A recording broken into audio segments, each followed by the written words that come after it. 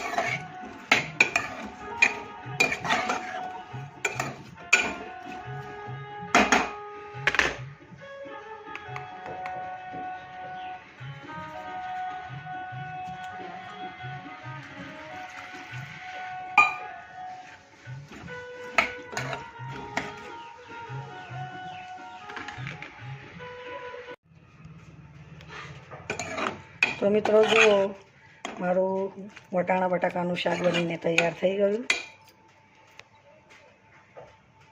આજે લસણ ડુંગળી વગરનું શાક બનાવ્યું છે।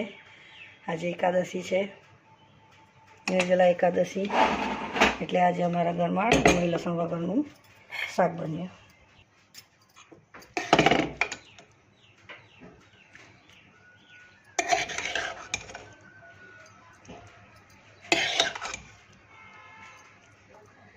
તો મિત્રો, જો મારું બટાકાનું શાક તૈયાર થઈ ગયું, એ બી ડુંગળી લસણ વગરનું। તો મિત્રો, વિડીયો સારો લાગે તો લાઇક કરજો, શેર કરજો અને ચેનલ પર તો સબસ્ક્રાઈબ કરવાનું ભૂલતા નહીં। જય શ્રી કૃષ્ણ, રાધે રાધે।